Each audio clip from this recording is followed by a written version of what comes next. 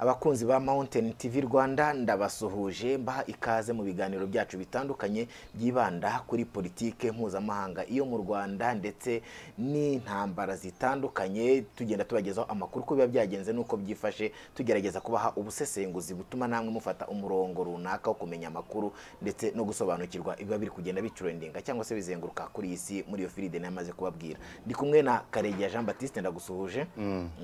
Human Rights Watch noneho kera kabaye yavuze ku Rwanda cyangwa se yunze mu by'u Rwanda rwakomeje kuvuga nko gushinja Repubulika na Demokarasi ya Congo gukorana na Fdrl. Human Rights Watch kera kabaye raporo yatangaga zose wasangaga zitavuga neza u Rwanda ariko noneho bemeye nabo icyo u Rwanda rwabonye. Ibi ngibi bishatse kuvuga iki Karegeya? Twavuga se ko noneho batangiye kubona ko u Rwanda na rwaro rushobora kugira ukuri. Barakoze cyane no kumikaze kuri Mountain TV Rwanda Mountain TV Rwanda. Kubisobanura biragoye ariko bisaba no kubisesengura mu mpande ebyiri.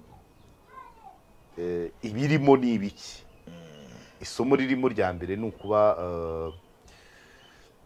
Human Rights Watch ntago ivutse vuba. Imiryango iharanira uburenganzira bwa muntu, Human Rights Watch, Amnesty International, bari zira za Raporo sans frontières zose zabayeho kuva kera. Ariko kubera ko baharanira uburenganzira bwa muntu bishatse kuvuga ngo ninduho nyanga uburenganzira bwa muntu. Yego. 95% n'ufite ubutegetsi. So mu bihugu byose rero biragora kugira ngo abari ku butegetsi bashyigikira raporo zayo. Ndabikubwira kubera ko hagati ya 90 na 94 ibyo bigo nkubwiye byose byakoraga amaraporo agaragaza uburyo leta yariho mu Rwanda yahonyoraga uburenganzira bwa muntu, ivanguramoko, ikiribiki, ifungwa ry'ibyitso, kunyereza abantu byato na hato. Ndabyibuka yego. Izo rero abatari bari ku butegetsi bazakiraga na yombi. Kugira ngo byumve n'evolution y'ibintu nta na kimwe to deplace. Bishatse kuvuga ngo biriya bigo byo byaba bikora mu murongo byaba ntago mpamye 100% kuko ari gishobora kuba byakoreshwa n'abafite inyungu runaka cyangwa se donc babirobinga kuko nabyo amafaranga mu baterankunga. Bishatse kuvuga wenda niba hari nk'umuterankunga wabyo ntago byamuvuga nabi ariko akenshi byataka amaleta en faveur y'abaturage yaba donc hari right bigger na right better. So basa naho baba bahanganye n'ufite mu maboko y'uburenganzira bw'abandi bashaka ngo aburekure abuhe ababukeneye, abashaka uburenganzira n'utanga uburenganzira. So niko byagiye bigenda. Amaraporo yose yasohotse muri iriya periode yabaga avuga uko leta ya Habyarimana yabangamiraga uburenganzira bw'abantu notama abatutsi n'abataravugaga rumwe n'iyo leta. Icyo gihe rero abatari ku butegetsi barabishimaga cyane kuko ngenda byibuka wenda hari abantu batabizi nko mu manza z'ibyitso hari abagera ku 12 bari bakatiwe urwo gupfa bari bakatiwe urwo gupfa. Ariko Amnesty International yandika ibarwa Minisitiri w'Ubucamanza ngo icyo gihe yari Mugemana Jean Marie Vianney nyakwigendera, bandikira Perezida wa Repubulika, bandikira inzego zose bavuga ngo abo bantu nibagira icyo baba kiraba ikibazo naho mwangije uburenganzira. Nta rukiko rwigeze rubavanaho igihano cyo gupfa. Byahagaritswe kubanyonga, byahagaritswe niyo baruwa ya Human Rights Watch ko ndanayifite. Ni nko kubatabariza babwiye amahanga ko barabatabariza bavuziye abahanda niko navuga birangira cyajyano cy'urupfu kivuyeho ariko ntango cyavanyweho n'urukiko cyaburijwe mu cyari kiraho. Abantu barahari barakatiwe byahagaze gutyo. Icyo shaka kubwira rero niki nuko Human Rights Watch yakunze gukora amaraporo ku Rwanda nyuma ubutegetsi bumaze guhinduka. Rimwe na rimwe leta y'u Rwanda ntibyakire neza, bamwe mu bayivugira byageze naho uriya Kenneth Roth uyobora Human Rights Watch mu nteko ishinga amategeko umudepite yamwise imbwa y'umujenosideri. No pa imbwa y'umujenosideri apana bitavuze ngo enshi ye genosideri ahubwo bishatse kuvuga ngo enchier di génocidaire. Kenneth Roth bamwisimbwa ivuka ku mujenosideri ibyarwa nyirayo ari we mujenosideri niko byavugiye mu nteko n'umudepite izina rye ndaryibuka. Ubwo bari bahereye kuri ayo maraporo Human Rights Watch ikora bayishimire. Ariko mu mikorere ya Human Rights Watch ibyo yagendaga itangaza icyo gihe yari ifite n'abantu bayihagarariye mu Rwanda bakajya muri komisiyo y'uburenganzira bwa muntu rimwe na rimwe amagahunda bahanye ntibayubahirize kugira ngo iyo komisiyo ibaha amakuru. Rimwe na rimwe bagatangaza ayo bakuye mu bantu hasi ariko bajya muri komisiyo nibahuze kuri gahunda. None Human Rights Watch igasohora raporo nta ruhare rw'u Rwanda rurimo kubera ko ariko bigaragara ko yanditse amabaruwa isaba randevu ikanga. Amabaruwa ntasubizwe. Yego bavuga gufungwa binyuranije n'amategeko, kwinyerezwa ry'abantu. Noneho ubu ari current amaraporo aheruka amenshi nkane cyangwa 5 harimo ivuga ku rupfu rwa Kizito, ivuga ku ifungwa rya baba YouTuberi, ivuga kuri bano bakirimo ba Karasira Idamange Theoneste Umubavu na Victor bigeze kumuvugaho. Hari niyavuze kuri ntuza kuri kwishimutwa rya Cassiane nta muhanga muri Mozambique. Hari ni ivuga ku banyamuryango ba Darfa umurinzi bagera mu 8 ibintu byinshi urumva byose ibyo yavugaga yasaga nk'itunga gatoki abari ku butegetsi ko bari guhonyora ko buri muri umutekano wabo baturage babura gute ntimubimenye nta makuru mufite. Noneho ubu raporo yasohotse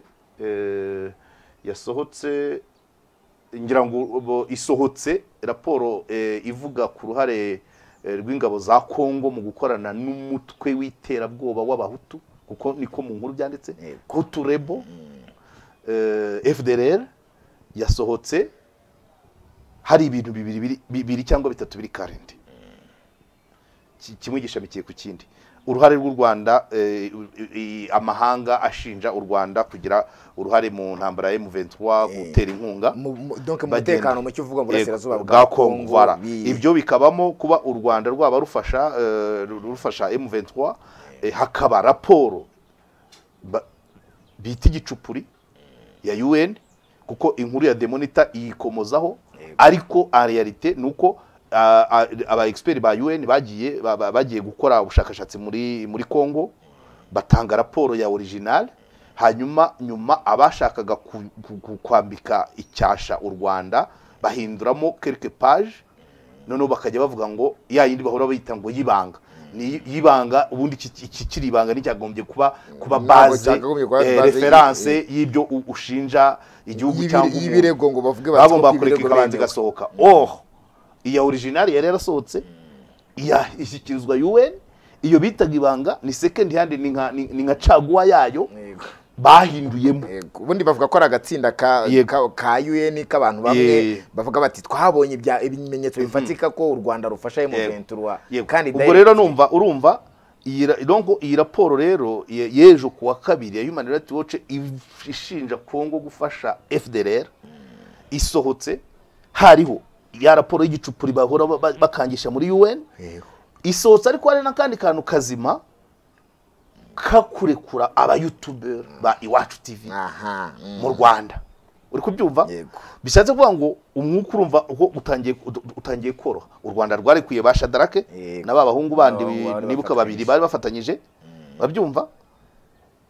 Human Rights Watch nayo isohoye raporo noneho itajya muri wa mujyo wa ya raporo y'igicupuri ahubwo ijya mu mujyo w'ibyo u Rwanda rusanzwe ruvuga. Ni nkaho yakoze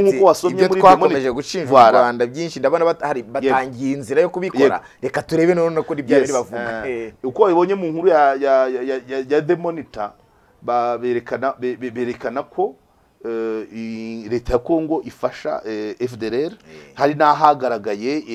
nk'ibitoyi ibikarito byavuyemo amasasu ndetse n'intwaro zigaragara ko ari zo muri FRDC ni gisirikare cya Congo. Ibyo rero nta gihe u Rwanda rutari rwarabivuze ariko rugahakana kugira uruhare muri M23. ukuri byo ntago mbizi kuko biterwa n'ubuvugizi gusa ririya tsinda rya UN ryashyize icyasha kuri ku Rwanda bavuga ko nyine hari uburyo bafasha M23 ariko nanone bo ntibakora ku ruhare rwa FDRL rwa FRDC na FDRL birefera kuri raporo iyo ngiyo kubwiye yahinduwe bakavuga ngo iracyari kandi raporo originale yaba expert ba UN je yamaze gutanga iyo biti ibanga ntago tuza abayikoze ni ya yindi ya ogi bagiye bahindura bibi bakora cyangwa se bakuramo uduce tumwe u Rwanda kandi cya kabiri u Rwanda ntagiye rutavuze ko d'abord byonyine gucumbikira FDRL ni ikibazo kuri nuza kuri FARDC ntabwo u Rwanda rwabyishimira none bigezaho noneho berekana ko Congo leta ya Congo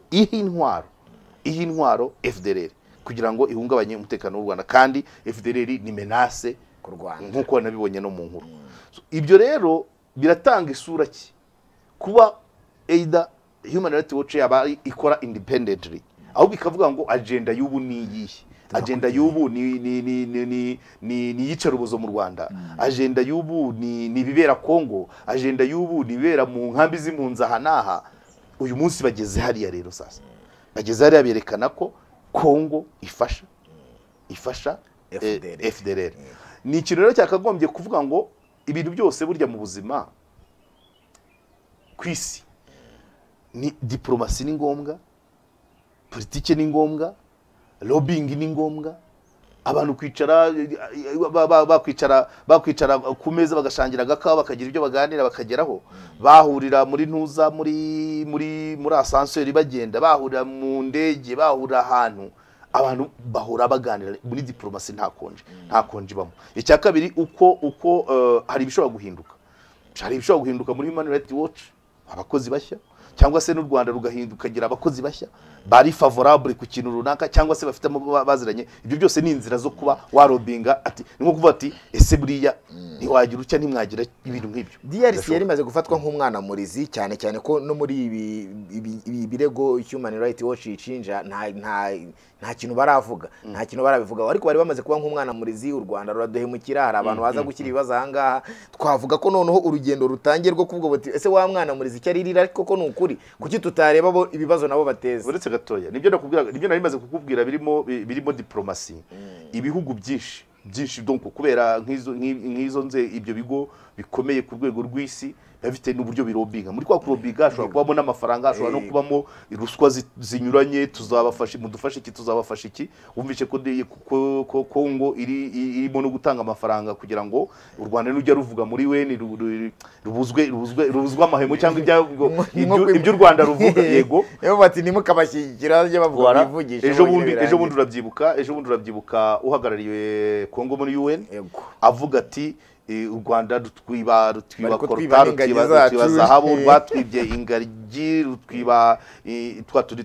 babu inkende rutwiba inkende kuryo ari no washyizeho komantere bati finally bazavuga ko n'imihanda twayibibye uriya mugabo urabyibuka ko ikosa yakoze rya diplomasi rikomeye cyane nuko yashatse kwirefera kuri raporo atibuka uko yitwa bivuze ngo ntiyari yateguye cyangwa se ni ya yindi y'igicupuro yagendeye kuri speculation ko ndabyibagiwe undi muturage wese yabari kujyana ngo ariko numvise hari radio ivuga muri komeze gutya nabo nk'umuntu w'umudiplomate imbere y'abandi igihugu kizima muri UN akicara ati ndabyibagiwe ko byitwa ko numvise babivuga byari ngo na raporo nawe ibyizaho kugira ngo ukorere yakosa kariya gwakareka ariko ngo harya ngo yitwa ndera ngo ndamwibagiwe bishatse kuvuga ngo numva ikintu ni wakigize muri issue uza gupresenta ku rwego rw'isi utakizi neza iyo utakizi neza Fdrl ke n'ubundi kitari konsane ntabwo ari preoccupation majeur ntabwo ari ikigihugu cyawe ahubwo ni ibibazo wowe wifitiye ku giti cyawe byagitwa mu rwango rwawe ku giti cyawe bifatwa nk'ibifitirano ni nkuko wavuga ati nagiye ahantu kanaka arankubita bati wagukubise harya yitwane warya ufite ni nkaho utakubiswe cyangwa bagukubita ni wari uhari ngo nabonye gusa yambaye ipantaro kandi amapantaro umuntu wagukubise ntumuzi ntiwabajije nuko ugeza ahantu niho ya voilà uriya ajya muri UN uriya uhagarariye Congo muri UN avuga agera kuri raporo atazi izina abura n'ubu wabwira ngo nyibutsa ako ka video kaboneka habonetsemo abasore b'abanyarwanda abasore bagaragara nk'aho ari abanyarwanda ageze kuri ako kantu baraseka babiri ariko bahise banamukosora ku buryo n'abanyekongo babibwiye ntuza babikomanse muri social media bavuga ati wabonye icyo bita diplomasi kuko umunyarwanda wavuze ni Robert Nde Kayinamura cyangwa Kananura Kayinamura je crois avuga ati we noneho avuga mu Kinyarwanda cyiza ati ntabwo yavuze ngo iki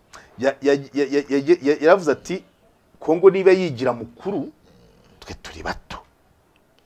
ntitwavuguruza ibyo mukuru avuze urumva donc abareka ati muri iyo respect ariko se ubwo bukuru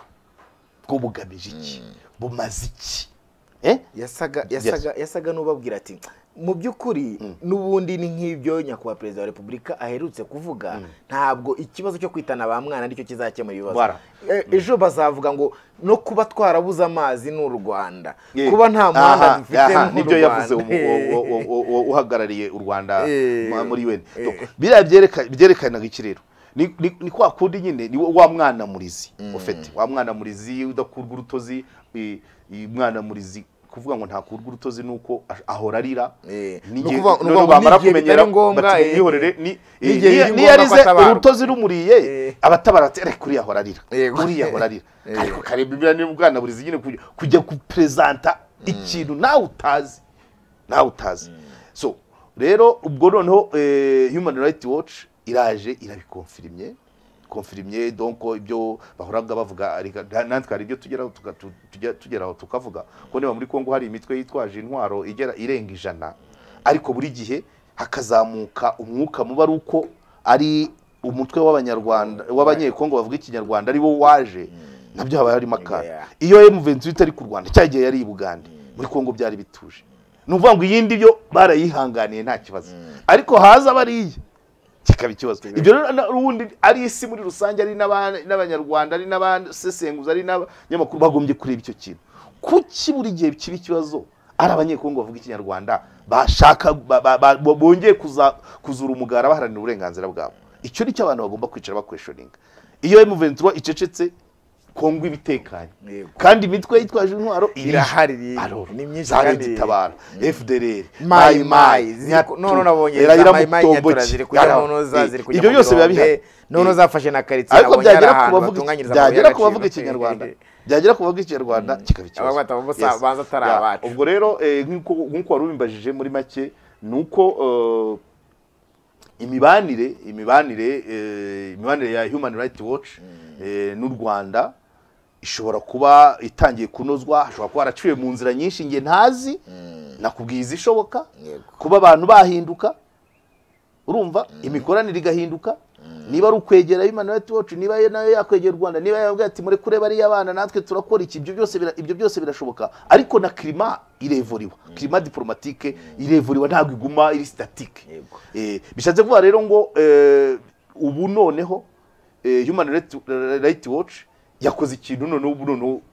y'abanyarwanda bakwishira bati ntiwumva noneho ariko tukabifata nk'ibishya kumbe wenda yo isanzwe ikorera muri uwo murongo kuko kuriya ni nako yakoraga mbere ya 94 nicyo nangiye kubwira Karegeya aka kanya turi kuvuga ko Human Rights Watch yabonye ibibazo bya Fdrl isanzwe iteza n'u Rwanda nyine ariko ikabona ko ifashwa na Fdrl na FRDC ibyo nk'ibyo babivuze rwose mu Rwanda birandikwa n'ikintu kiza biranishimirwa ariko bavuga kuri ibi bya bibazo bindi byo mu Rwanda ugasaba bati ariko kuki aba bantu ari babi kuki batwanga u Rwanda none niba koko twari dusanzwe tubafata nk'abantu bakora raporo mbi ku Rwanda bakaba baguye kucyo none u Rwanda rwarevandikaga kucyo rwagaragazaga nka threat kuki byakabaye bitanga ihe sura no twakabaye dufata imiryango Amnesty International Human Rights Watch ukurikirane muri introduction yanjye ntabwo nigeze vuga ko nta na raporo mbi nimwe njya mbona muri biriya bigo raporo yitwa mbi kubera uvugwa urabyumva bafite technique zabo zo gukora ubushakashatsi rimwe na rimwe twebwe mu Rwanda dukunda kuvuga ngo ntibageze kuri tere ese kuki ariko bashobora kuba bafite abahagarariye kandi gukorekita data ni uburyo bwinshi bafite technique bakoresha kugira babone amakuru kandi amwe namwe abariyo nta nimwe nitamye ahubwo biterwa n'uyakira erega uze karya ahangaho uzi ahangaho wicaye nta makuru y'urubavu uzi neza kandi ubizi ko ari kandi utahageze ariko kubera uburyo wubatse ni nkuko ushobora kumenya iwawe ko ukubita abana kandi ntaragera iwawe wenda numvise umwana arira cyangwa se naganirije wari umukozi wawe cyangwa se ari umuntu watuye umunazi naguhamagara ati byongeye cyangwa se birashoboka so rero biterwa n'uvugwa ariko ntabwo mpamya ko ntabwo ari strategy nziza nkurikije buriya ntabwo nabyishimiye ariko nta kundi nyine umudepite bari umudepite kwiyemerera kuvuga uko ashaka afite iminite ariko gufata umuntu ufite ikigo mpuzamahanga ngo kubera ko nta nubwo yandika ku Rwanda gusa Imana rero ntabwo yandika ku bihugu byinshi no kuvuga ngo turi guheraho iyo mbwa y'umujenosideri hari n'ibintu biba bitakagombye urumva aho ngaho uburengereye wagombye ese umuntu ubundi yereka yakoze ubushakashatsi nawe kora ubundi umwereke ese koko ibi bintu bimera nka bya bindi bya wa mukobwa bavuze ngo ashira isoni ngo natutsende mwabuhungu ariko wagombye kubanza ukareba ese koko iki kintu kirahari iki kintu kirahari noneho izi ngizi zose ziba zivuganamo n'amazina noneho zivuga n'amazina y'ibikorwa naho bikorerwa nubwo baba batageze kuri teri bafite ababaha amakuru kandi naho ni uburenganzira bwabo ikibi nuko bahimba n'inkuru zose dukora tuvuga ku karere tutahakandagiye ariko twahamagaye umuntu hari par exemple icyakabaye ni ukuvuga ngo wabihimbye utavuze rero ngo wahimbye emera ibyavuyemo usibye ko hakabaho ufate n'ingamba ni gute muri raporo y'ubutaha batatuvuga batya ubwo rero ni uvuga ngo raporo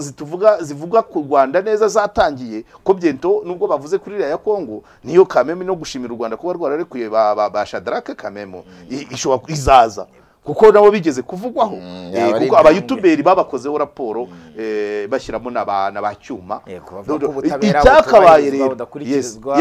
icyakabaye si ukujya gutukana kujya kunyega umuntu runaka ku kintu akora kandi akora afitemo experience afite uko agikora nubwo kiba kidahuye n'icyawe ushobora kuba uri umunyamakuru undi ari umucuruzi ushobora kunenga uko acuruza nawe akanenga uko ukora itangazamakuru ariko buri wese agakora ibye ntabwo rero wakagombye guhita kumwita imbwa y'umujenosideri ntabwo byari byo ahubwo kugira ngo uhangane muri ubwo buryo fata izindi ngamba uvuge ngo ni gute raporo y'ubutaha itazivuga nk'ibi either babarekure either baburane bakatirwe ibintu nk'ibi cyangwa bababarirwe ibintu nk'ibyo iyi miryango Amnesty International Human Rights Watch Raporo sans Frontières ikunda gufatwa nka cyangwa se nk'umwanzi w'amareta nko wagiye unabigarukaho ariko se n'abaturage akenshi ari igihe bavuga ati yenda gukora muri iyi miryango no kwibonera amafaranga hari ibindi babarimo kubgaho nk'imboni yawe Karege ubona hari izi raporo zikorwa hari igitutu zikora hari icyo zihindura mu kubahiriza uburenganzira bwa muntu ku isi cyane cyane muri ibihugu byo mu karere birashoboka cyangwa kimwe nuko bidashoboka ko burya hari ibintu ntabwo raporo ya Human Rights Watch ntabwo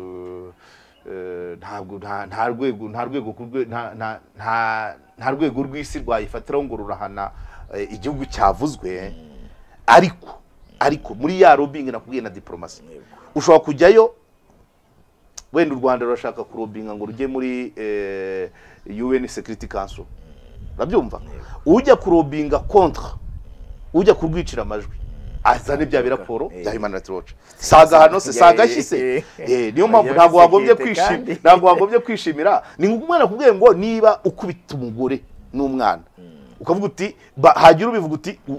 ushinzwe urugo rwanjye ariko nujya kwiyamamariza kuba mudugudu wa wundi wakubwiye ngo ukubita umugore ukamutwama azahita avuga ati cya kigabo gikubita umugore kije kwiyamamaza amajwi yabure kandi umugore akiri niwe wataranaguze saga hano se wari ushatse kwiyamamaza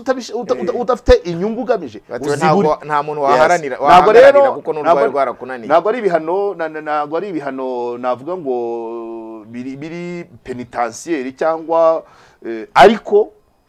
ubundi ari igihugu nkuko n'umuryango nkuko urugo rwo mu Rwanda rugerageza kubana n'abaturanyi neza uvuga utejo cyangwa ejo bundi nzarwaza mbura bampekera kubera ko mbabaniye nabi uko uharanira kubana neza n'abaturanyi n'igihugu kizima cyakagombye guharanira ko igihugu cyagombye guharanira ko iyo sura yacyo ihora ari nziza doing business chogamo urabona abantu bose n'abarwanya agacogamo baheraga kuri izo raporo n'abari hanze y'igihugu bavuga ko batavuga rumwe na leta baheraga kuri izo raporo. Ibyakabaye byiza nuko zitaha basubizaga inyuma ubukerarugendo baheraga kuri izo raporo bati muri nyungu twumvise ibi donc ibyakabaye byiza ni ukunoza isura y'igihugu imbere n'inyuma yacyo, kuko isaha n'isaha hari aho mugera ugahurira nabyo. Imyitwarire uko umuntu yitwara muri quartier bikaba byamugiraho ingaruka ageze kuri service, agiye gusaba service ku kagari n'urugero, cyangwa se agiye kwiyamamariza ashaka kujya ku rutonde rw'ishyaka runaka ngo ajye mu nteko, bagahita mu kwica amajwi ye bakazana bya bindi wa wundi yari yaravuze. Ibyo rero byakabaye byiza nuko iyo sura ihora itengamaye, nta wakwishimira kuvugwa uko utari birababaza, ariko no kuvugwa nabi kandi bishoboka ko wavugwa neza. Ingamba zikaba gukosora, d'abord gukosora ibyo bavuga, iya kabiri kwegera abo bantu pourquoi pas. Erega nta kidashoboka za abantu si kuba navuga ko ari nka raporo ya mbere cyangwa se imwe arashize igihe kinini, ntabwo navuga ngo niyo ya mbere, ariko Fdrl itavuga cyane ndetse n'abayifasha n'abashobora kuba bayifasha kuba irimo muri Congo. Twavuga ko kuba noneho havuyeho urujijo cyangwa se Fdrl igaragajwe kubikorana na Repubulika ya Demokarasi ya Congo, byahita biha u Rwanda uburenganzira noneho bwo kwinjira mu burasirazuba bwa Congo nta nkomyi. Kugira gute? Kurinda umutekano, kubera ko tugomba kurindira hanze. Icyo ntabwo nagisubiza kandi nanagishubije, ntabwo ubwo burenganzira ntabwo. Garanti irimo ni ukuba dimwe amahanga atangiye kumva kimwe n'u Rwanda. Ako ni akantu wandika ahantu ukaba wakagendera ejo n'ejo ni ranka ni valeur ajoutée, ni valeur ajoutée wandika ahantu. Ejo Congo nayo yatangira kuvuga ati nyamara turi ubushakashatsi bwerekanye ko ufasha umutwe w'iterabwoba witwa Fdrl ugizwe n'abahutu bavuye mu Rwanda kandi menace ku Rwanda. Rero izo ni proof, ni facts, kurusha ko kubivuga mu magambo haburaga gihamya. None hari n'undi muntu udakoreshwa n'u Rwanda wikorera independently wabigaragaje. Abarisaba ni nkuko nkanjye iyo nkubwiye hari igihe ngira wenda umuntu agashaka wenda gukerensa inkuru nkora, ahita amubwira nti no genda muri RGB urebe 2016 ubabaza impamvu bamaye igikombe, genda ku rwego rw'umuvunyi ubabaze 2019 impamvu bakimpaye. None se ndabakoresha izo ni proof bancaga ubuswa kurusha uko nge nabyivugira ngenda mwambonye nitwa KARERE umusesenguzi wa investigation. Igihamya ni yihise ni RGB 2016 ni umuvunyi 2019, ariko ntabyo meruka noneho. Ariko ibyo ni ibihamya, nicyo nshaka kukubwira. Izina ryanjye byageza aho rite niba wowe ukerensa ibyo nkora, keretse niba ukerensa izo nzego. Nicyo bishatse kuvuga. Nuvuga ngo u Rwanda umunsi rwavuze ruti Fdrl iri muri Congo kandi ifashwa na leta, uzabihakana bazahita bamwereka ati singibise. Abasesa abantu bakora ubushakashatsi bwigenga. Aha, icyo rero bari gihamya mfe. Abakora ubushakashatsi bwigenga rero berekeje noneho ijisho kuri Repubulika ya Demokarasi ya Congo. Nitwavuga ko yari hakozwe raporo nyinshi, aka kanya noneho igaragaza noneho amafuti, navuga ko ari nk'amafuti ya Repubulika ya Demokarasi ya Congo kandi yanahakanaga mbere. Iyi raporo undi yagakwiye gukemura iki kuri Congo? Nimba havugwa M23 Congo idashaka kujya mu biganiro bavuga bati tuzabatera, ubundi bagahakana ibya Fdrl n'iriya mitwese wavugaga, byibuze kuba bayeretse ko nayo hari akaboko ikira muri ayo mafuti, byakakwiye kugira basi umurongo bayiha,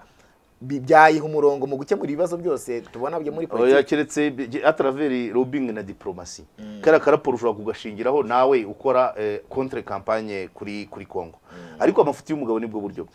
Nese Congo utetereza ko ibitse Fdrl kubusa, nayo ishobora kuba ifite ikimariye Congo.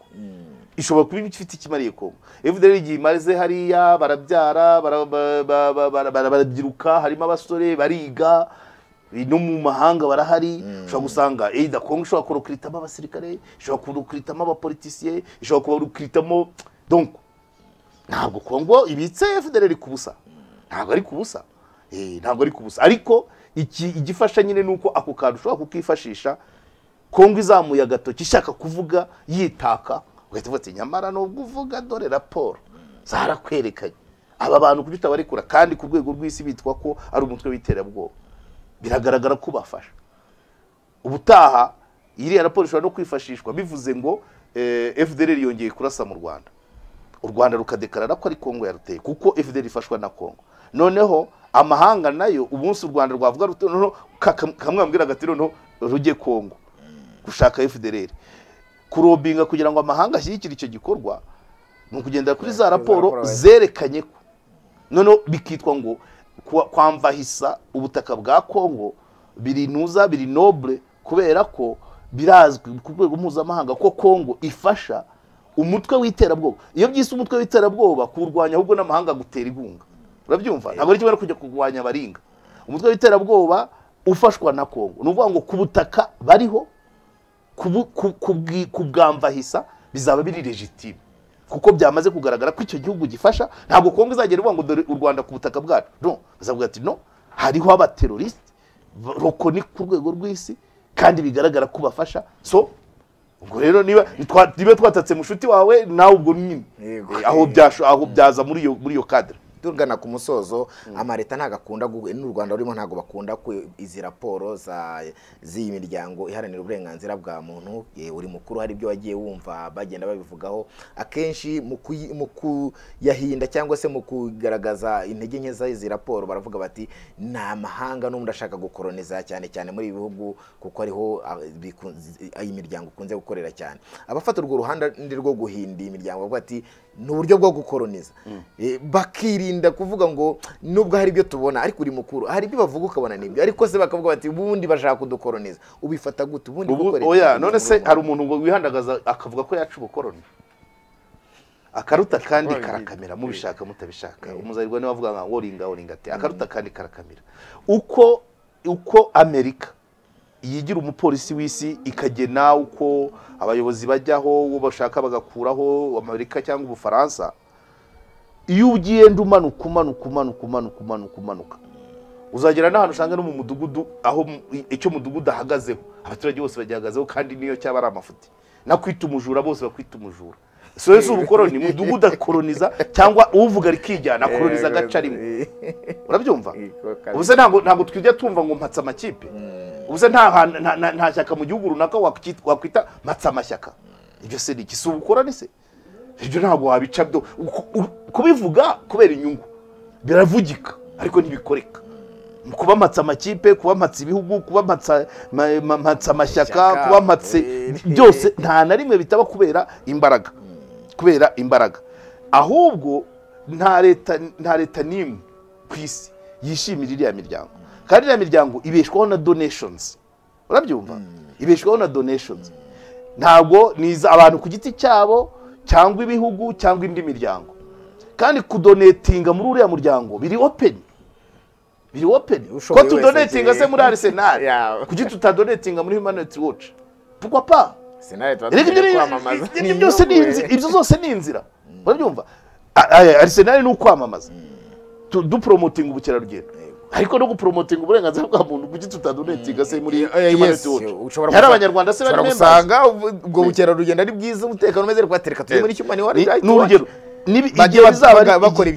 bizaba ari ngombwa ababishinzwe bakabona bikwiye kudonetinga muri Human Rights Watch ntabwo ari icyaha nkuko byabaye kuri Arsenal cyangwa PSG urabyumva kudonetinga muri Amnesty si icyaha urabyumva bibaye ngombwa ariko ibyo ari ukunoza ya mibanire n'ahandi noneho ku buryo noneho na bya biri kuvuga ngo twabasabye rendezvous baduha saa 8 zigeze zirenze 15 turigendera ari umufatanyabikorwa yategereza na saa 9 kandi na raporo mbere yo kuyisohora mukayiganiraho pourquoi pas hari kidashoboka se abantu ibintu biremerezwa n'imikorere na abantu bari muri imikorere y'abo bantu n'abo bantu ubwabo nibibarimo ariko nta kidashoboka buryo nta kidashoboka ndabyibuka nka muri Burundi ntuza mbere Hussein Rajab atarashwana na leta hari n'umuminisitiri w'itangazamakuru ngira ngo Ramazan bari bafite rigeri kwitangazamakuru parce que byari donc nibwo mbere ya 2010 donc crise kivamo none itangazamakuru rishaka kwidevelopera rimwe na politiki, kandi politiki iri kuva muri crise byanze bikunze agomba kubamo les anomalies et les erreurs zikorwa ku bushake cyangwa atari ubushake, kuko ubutegetsi bwiyubaka hari biba bigize kubohoza amazu, kubohoza amasambu, kwikwizaho ibintu nk'ibyo. None abanyamakuru bakomeza bavuga abarabi influencers imbere bakubikiza. Icyo gihe Hussein Rajaba kiri hariya n'uwo minisitiri Ramazani barakandaga kwitangazamakuru. Bon, barerezo masinzi erera aho yavuye, sinzi cyatumye Hussein Rajaba ahinduka umwanzi wa systeme yari ihari. Ntuza ngira ngo n'uwo mu minisitiri bamukuyeho, none itangazamakuru riridegembya. Mukuri kwa kwidegembya n'ibyakurikiyeho development médiatique, donc itangazamakuru ryari developé mbere ya politique. Urabyumva ribarusha imbaraga akabaye kose yateye intambwe iyo izisiga politique wagaca akabaye kose politique yari ikiyubaka, politique yabaye ikiyubaka, itangazamakuru ryo riyirusha intambwe. Icyo gihe rero biba byapfuye. Ubundi politike nibanze kwiyubaka habyamara kuba stable, none n'itangazamakuru rikazamuka. So ubwo rero no kuvuga ngo ibihugu meze gutyo, itangazamakuru na société civile bigomba kwidevelopa par rapport yaho système politique yo igeze yidevelopa, kuko niyibanza ibyo bibanje rero birapfa. Niyo mpamvu aho biri developer raporo zigenda vuba zikihuta, nta na difficulty ntaki. Ubyumva? Niyo mpamvu rero ubundi nibyo no guha ikaze iyo miryango nabyo bisaba ngo système politique yamaze kwiyubaka neza, nubwo burenganzira icyavuga cyose icyo bagaragaza cyose baba batigeze izi raporo ibigiye bari kuvuga ibi bari kuvuga ngo idamange kuvuga abantu bagiye kuri kamera, ariko ikankubaze nabo bashadrake at least bari n'umubavu n'iki byose na victoire meme n'iryo shyaka no kuba yaraje at least akakirwa. Hari ibihe bitari gushoboka, ufungiwe YouTube ariko nibura wagize ubwo burenganzira bwo kuyifungura, uwaguhaye uburenganzira bwo kuyifungura wenda yashakaga kuguha umurongo ariko yemeye kuyifungura. Nuvuga ngo muri cya gihe utari wemerewe kuyifungura, iyo raporo zagomba kuba zisa gute ko dushimye hafunzwe abafunguye YouTube channels iyo biza kuvuga ngo tubujije ko zifungurwa byari guhagarara ku karubanda ukavuga ibigambo ntumenye ikigukubise ubwira abandi. Hari imyaka ibyo bitashobokaga n'ubu nshatse kukubwira ngo ubu ni biki iyo bavuze ngo ababurirwa irengero, iyo bavuga ngo abafungirwa ahatazwi. Twagize periode mu kasho za commune buzuye no mu masegiteri. Icyo gihe uribaza izari kuba zihari. None ubu ngubu nibyo nakuvuga ngo système politique imaze kwiyubaka, gereza zirahari zizwi, kasho zizwi zirahari, none twatundi duke tutemewe nitwo bakoraho raporo, ariko mbere byari byinshi. Niyo mpamvu wabyumvise, niyo mpamvu uyu ni umwanya kuko ku gihugu kibaze kwiyubaka, either ari ukudiringa ari ugufata ingamba zo kuvanaho ibyo bari kuvuga, byose birashoboka. Ariko hari igihe bitashobokaga muri cya gihe cy'amazu y'amabohozanyo cy'abantu bicana ku umuntu yazaje gushaka isambu ye bakamumira. Urumva iyo periode yabayeho, ariko pour moment n'izi case bizonyine bari kuvuga ni nkeya ugereranije ni nkeya ugereranije, kandi nazo gukosoka birashoboka. Ni ugutanga ubutabera, ni ukugabanya iminsi 30 y'agateganyo. Bari abana ba Shadarake bamazemo imyaka 4 byose byitwa 30 jours provisoire, ntabwo nukugabanya ibyo bintu ibyo byuma ntiwamenya niyo 30 nibe 30 ni ntambwe yatewe ejo buri mu butabera yo kuganira ushinja cyaha n'abafunze. Ntiwamenya yena nizo raporo zabigizemo uruhare, ubona ko wari ingamba zo kugabanya abantu muri gereza pa raporo y'ibyo mazira ibyo byose. Urumva ayo ni ama strategy kugira ngo bari abantu babure raporo, bajye baza bavuga muri raporo bavuge bati abana kurya ku ishuri, wenda akantu gato bazaze basange ku ishuri ndabenda abataye ishuri ni babiri, ariko bariye ku ishuri. Inda ziterwa bangavu zagabanutse kubera ko barira ku ishuri ntibirirwa bagenda mu makaritsiye. Haze raporo zimeze gutyo zivuga ngo dore umwari w'u Rwanda meza cya umugore w'u Rwanda aratera imbere, dufite benshi mu nteko, dufite ibi. Aba arizo raporo tubona nibi byakemuka rero. Karege ndagushimiye. Asante sana. Abakunzi ba Mountain TV Rwanda namwe ndabashimiye. Twagarukaga kuri raporo ya Human Rights Watch yashinje Repubulika ya Demokarasi ya Congo n'ingabo zayo FRDC gukorana na Fdrl na abajenosideri basize bakoze cyangwa se abanyarwanda basize bakoze genocide mu Rwanda yakorewe abatutsi igihumbi kimwe magana cyenda 1994. Ntago byavugwaga ariko byibuze iyi miryango ibigarutseho. U Rwanda rero rwishimiye raporo byarenzwaga ingohe. U Rwanda rwishimiye raporo ariko izari zaravuzwe mbere zivugana amafuti y'u Rwanda ntibazishimiraga. Attention nta declaration officielle turabona yuko u Rwanda rwishimiye zira raporo ariko dimwe bigaragara byanditswe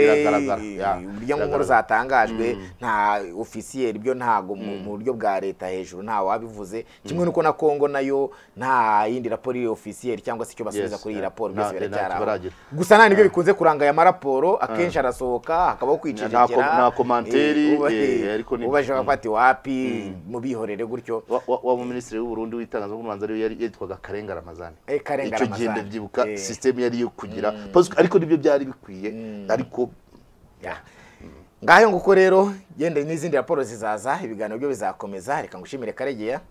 Nanjye nitwa Joseph Iradukunda. Reka twongere mu bindi biganiro tuzatugenda tubategurira byose byibanda kuri politike yaba ya karere y'isi muri rusange ndetse n'aho intambara zivugwa impande n'impande ku isi tureba icyo twabivugaho ariko tugamije ko bikemuka dufatikanyije mu bitekerezo.